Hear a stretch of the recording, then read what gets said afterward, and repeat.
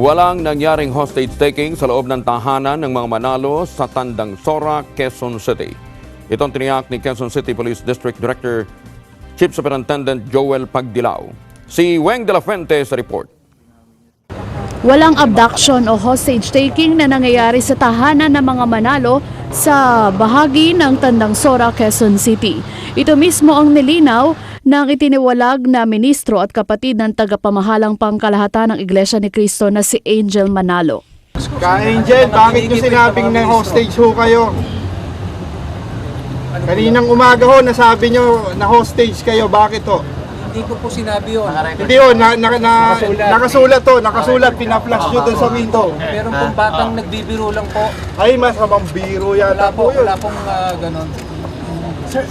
Kasunod ito ng personal na pagtungo ni Quezon City Police District o QCPD Director Chief Superintendent Joel Pagdilao at Quezon City Mayor Herbert Bautista sa lugar. Sinabi ni Pagdilao na nagtungo siya sa lugar para i-assess ang sitwasyon at ilapit ang kapulisan dahil sa ulat na may nangyayaring hostage taking. Nitong Webes, may papel na ipinaskil sa isang bintana ng compound at may nakasulat na tulong, hostage kami. Go here na po, sir. Yes, hindi naman natin sinasabi na walang formal complaint.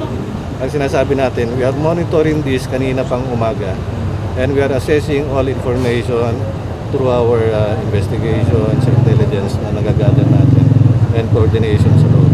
And after assessing everything, ito nakita namin there is a need na kailangan pumunta rito to really assess kung ano talaga nangyayari dyan because ang nasasabi, wala naman talaga abduction. So ito, tinitingnan natin kung talaga may abduction. So we are now opening our line sa kanila to open up, pakita sila dito at magsabi at magreklamo.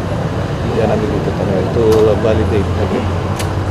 Maging si Mayor Bautista ay nakipag-ugnayan at humingi umano ng pahintulot para siyang mamagitan sa gusot kung kinakailangan.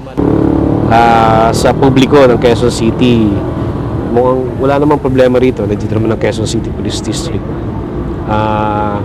Ako naniniwala wala namang hostage taking.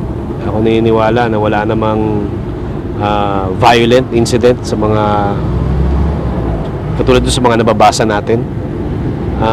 Si District Director himself told me that the 9 supposed to be ministers na nasa Camp Karingan na yun and being tortured is not actually true. So yun. Sa pagharap sa media ni Angel Manalo, sinabi nitong hindi nila kinakalaban ang pamamahala ng iglesia at ipinababatid lang nila sa inilabas na video ang ukol sa mga ministrong nawawala. At ang pinakamasaklap sa lahat ay yung mga nawala po ng mga ministro, yung mga missing na mga ministro. Pero mariin namang itinanggi ng kapatid na Edwel Zavala, isang ministro ng Ebanghelyo sa Iglesia ni Cristo, ang alegasyon ng abduction at corruption. Nag-request po sa Iglesia ni Cristo sina General Pagdilao na naririto ngayon, humihingi ng permiso na i-check kung totoo ba yung mga aligasyon na lumabas sa araw na ito ukol sa di umano ay nangyayari dito sa nasa likuran ko na tahanan. Nais po nilang malaman kung totoo ba na merong mga tao who are, as was mentioned several times this day, being held against their will. Ang property po na nasa likuran natin ay pag-aari ng Iglesia ni Cristo. Subalit, bagaman pag-aari ng Iglesia ni Cristo, ay pumapayag po kami na pasukin ni na General Pagdilao upang sila mismo ang makapagpatotoo sa sarili nila, sa inyo po na nasa media, sa publiko. Una, ang gate po ay wala sa kontrol ng iglesia. Yung pinto sa loob ay hindi rin po kontrolado ng iglesia. Ang property po ng iglesia ini-assign bilang housing noong isa sa mga itiniwalag sa araw na ito. Kung sila po ay totoong being held against their will, eto na ang pagkakataon. Narito ang kapulisan, narito kayo. Pwede po sila na magpapasok, pwedeng magpa-check, totoo ba yung kanilang paratang.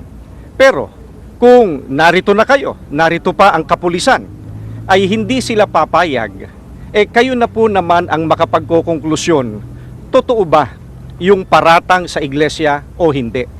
Kaya nagpapasalamat po kami sa inyong lahat. Ito na po ang pagkakataon. Pwede nating hilingin kay General na katukin, makiusap, pasukin yung bahay para makita ng lahat kung ano ang katotohanan. Yun lang muna po ang nais naming sabihin. Abangan po natin kung ano ang reaksyon nila doon sa loob bilang katunayan po sino nagsasabi ng totoo. Maraming salamat po. Sino po nasa loob? Pati lang po sila. Ngayon po natin malalaman. Ngayon po. Sa tingin niyo, sir, ano yung motibo nila? Sila po ang makapagsasabi po noon.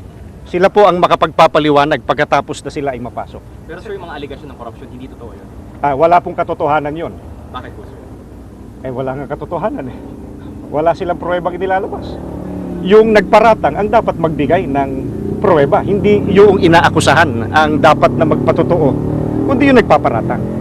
Ngayon, kung dito mapapatunayan nating hindi sila nagsasabi ng totoo, ano pa kaya yung kanilang mga sinabi na hindi totoo? Dito natin simulan. Ito marahil ang isang magandang litmus test. Maraming salamat po. Tiniyak naman ng pamunuan ng Lungsod Quezon na walang dapat ipag-alala ang mga nasa lungsod dahil nananatiling payapa at kontrolado ang sitwasyon. Weng de la Fuente, Eagle News.